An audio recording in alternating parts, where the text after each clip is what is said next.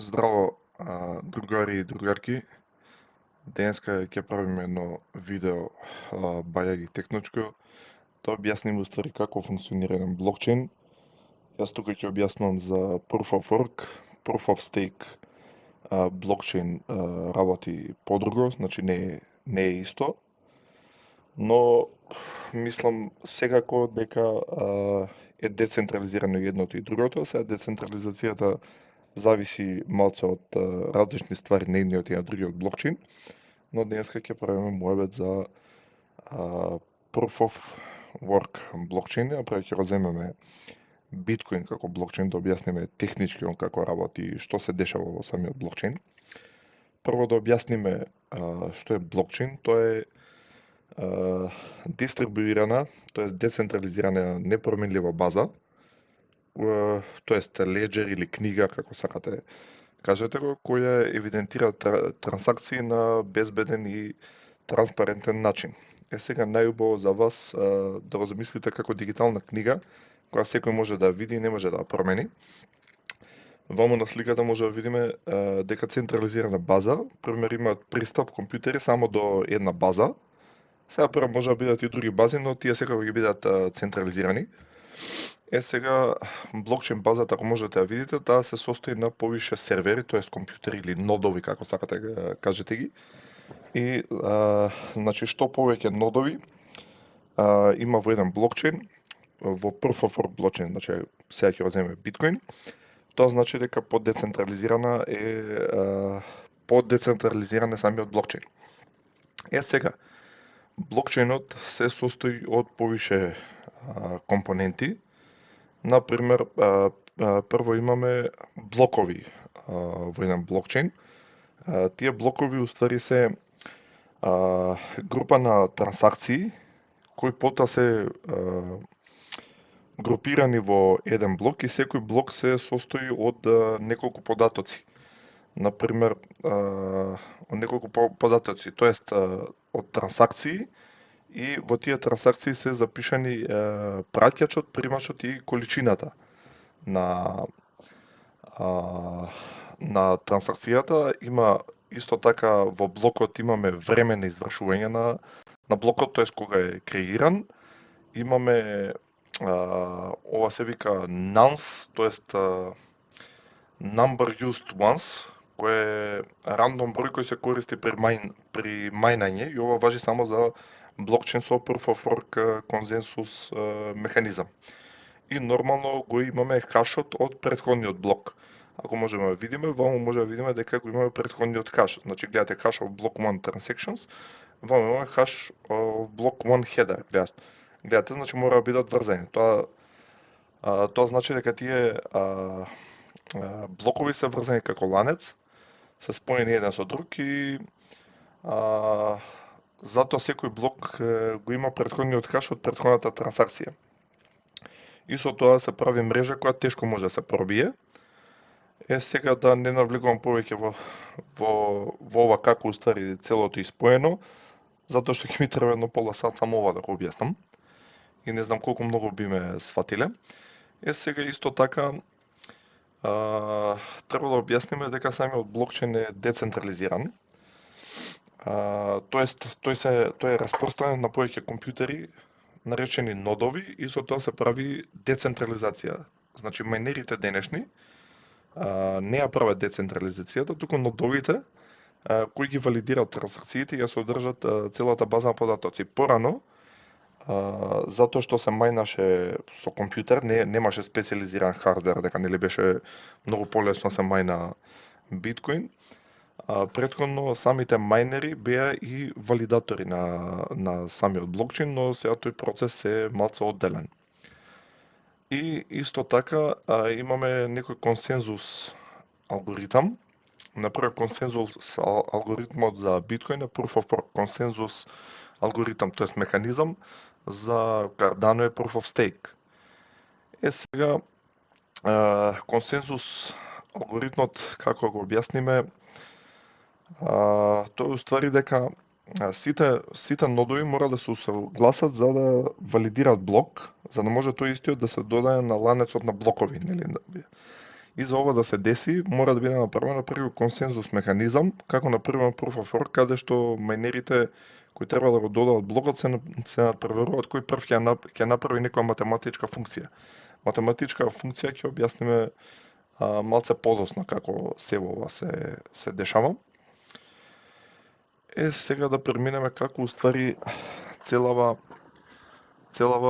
работа се случува.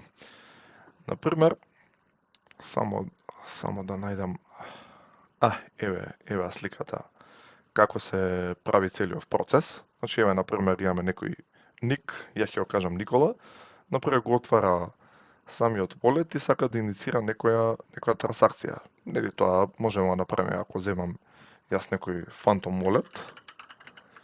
Ова барем можам да го прикажам, само да видиме пасворд. Например, кој ќе отидеме Send, кој ќе отидеме Bitcoin, нели ќе внесеме некоја адреса, не е битно, и ќе внесеме некоја сума, нели, Bitcoin. Сега, нели, ово одма прави некоја проверка, тоа ќе го објаснам како се прави, нели, не ни дозволува да пратиме. Нели, ако имавме ова беше валидно, ќе отидеме Next, ќе отидеме Send и ќе иницииравме една трансакција. Значи, како што кажавме, мора да се инициира трансакција која се праќа до блокчейн мрежата и ние ја праќаме со волет, нели, денеска со волет. Претходно мислам исто така се вика волети, но беа многу комплексни за користење, денеска се направени многу подобри, нели, како се развија целата мрежа, е направено многу подобро. Инаку постојат и други начини кои за сега не знам и дали се користат, али поентата е дека блокчейн може да работи без интернет и без волети. Се не би сакал да навлегувам и во тој процес како би можело да работи без интернет и волети, но сватете дека може.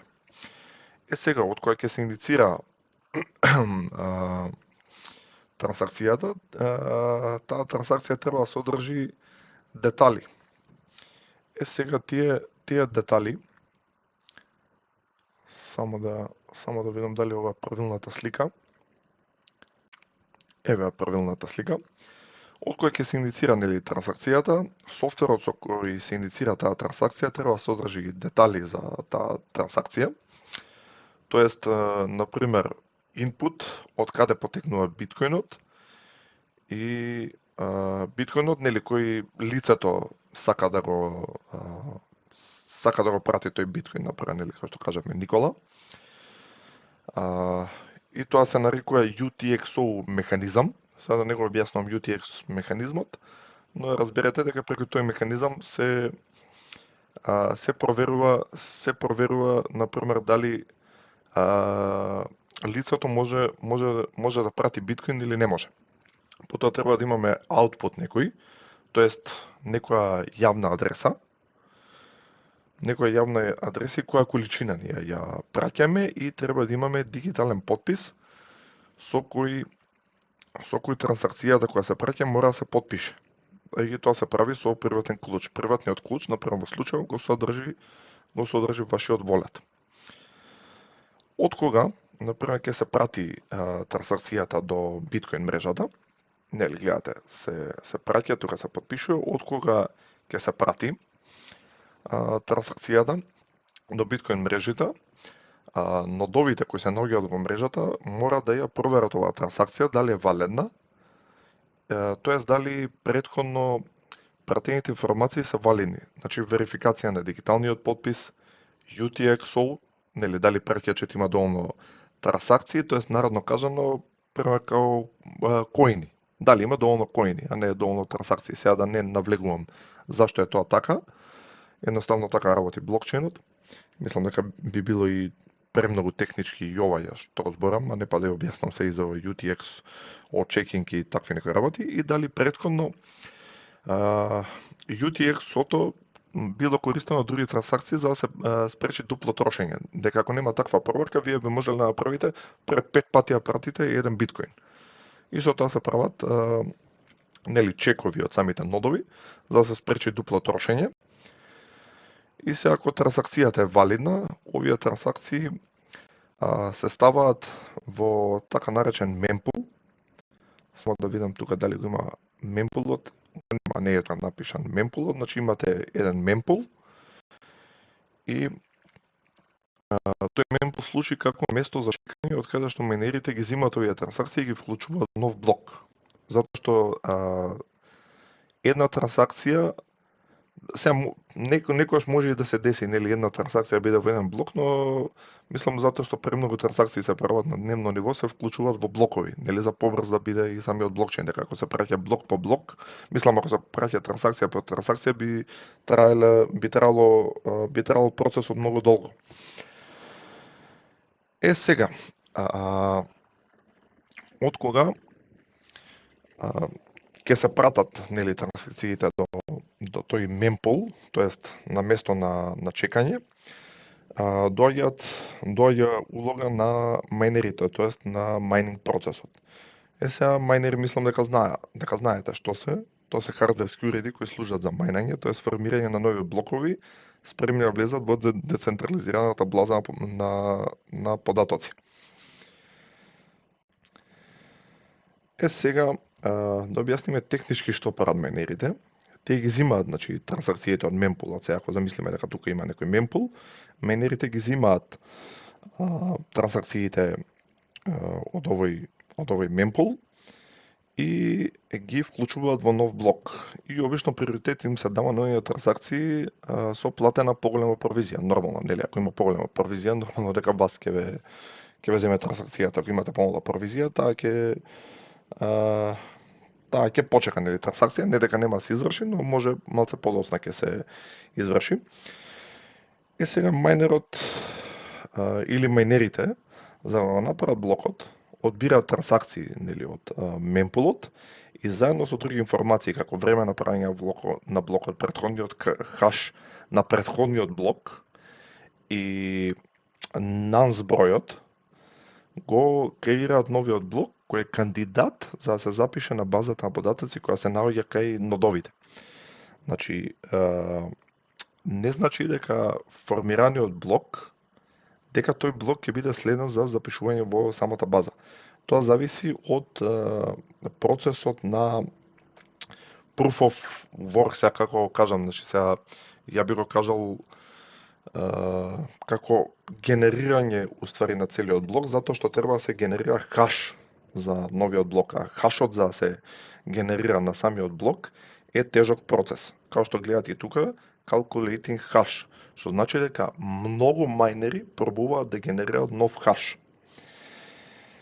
Сега, тука е главната, нели, работа на мајнерите и тука се троши многу голема енергија за да се најде валиден број за блокот, тоест нонс за блокот. Сега тој nonce, number used once, значи тоа уствари значи number used once, тие уствари бараат да најдат валиден nonce за блокот кој треба да биде запишан во самата база. Сега што значи бројов, нели, што се бара тој nonce? Уствари за да се запише, нели, блокот, тој треба да генерира нов хаш. Сега хашот е уствари хексадецимален број. Значи ако го видиме например биткоин хаш, тој е хексадецимален број кој се генерира при некои криптографски функции. И при тие криптографски функции треба да се најде и тој nonce, number used once. Значи тој број тој мора да се вметне во тие криптографски функции за да се генерира хашот. Сега тој нов хаш мора да го направат овие мајнери да одговара и на difficulty на нетворкот. Нели, као што знаете, difficulty-то се зголемува на самиот блокчейн. Значи difficulty се зголемува и, нели, исто и наградата се намалува, но difficulty-то се зголемува и една од работите зашто се зголемува е затоа што се повеќе и повеќе мајнери сакаат да извршуваат ова генерирање на блокови, тоест, нели, уствари да мајнаат, ако кажеме така народски. Сега, како што кажав, тој nonce number used, нели, number used once е дел од хашот И за да направат овој хаш мора да пробуваат мајнерите различни броеви и да го генерираат тој хаш, кој би одговарал на моменталниот difficulty на мрежата. Откога ќе се најде тој хаш, нели, тоест од кога ќе се најде тој валиден нонс, мајнерот го прави новиот хаш и се наградува со нов биткоин и со провизијата од сите трансакции кои се вклучени во новиот блок. И потоа новиот блок се праќа до блокчейн мрежата. Значи гледате, miner who solves the proof of work propagated the new block to the network. Потоа, нодовите мора да го верификуваат, тоест да го потврдат форматот и структурата на блокот и им ја проверуваат работата направена од самиот майнер. Потоа се проверуваат сите трансакции кои се ставени во самиот блок, како подписи, UTXO, double spending и така натаму, и дали овие трансакции и дали има трансакции кои не се валидни. И доколку сето ова е окей, новиот блок се прифаќа и се додава на базата податоци. И од кога ќе се додаде овој блок на базата на податоци, тогаш нели лицето кое требало да го прими овој биткоин ќе види на својот волет дека има биткоин, тоест ќе се рефлектира самата база на волетот, тоест ќе се прочита дека имаме нова трансакција и лицето има примено биткоин. Не можам тука да ви покажам затоа што ќе треба да праќам биткоин од едно од друго место.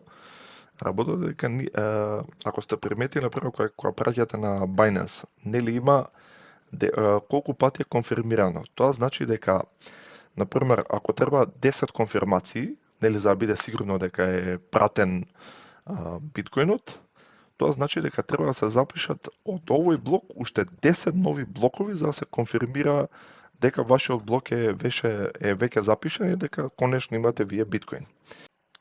Се обично мајнерите